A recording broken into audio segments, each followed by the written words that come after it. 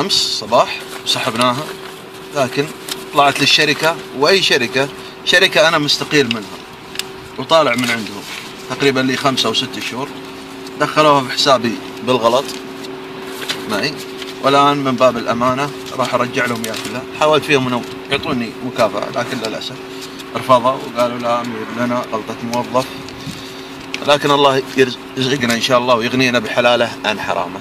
والان انا نازل اعطيهم دراهم 100,000 كامل، 200 ورقه.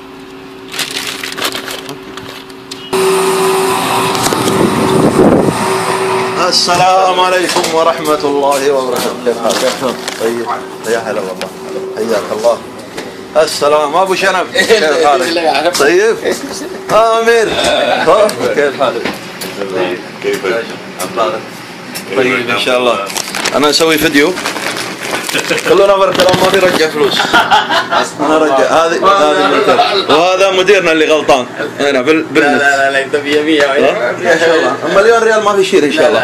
هذا امير سوي عدد، شوف اعطينا سنه قبل 1 ريال ما في نقص ان شاء الله. لا شفتوا وصلت ان شاء الله. ولا زال مديرنا يعد في الدراهم امير الدين.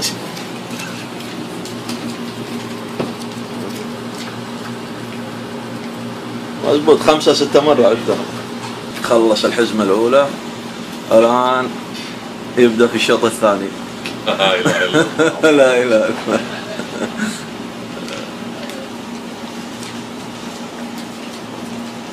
الله يرزقنا بحلاله عن حرامه، يا الله يا رب يا كريم. ها تمام؟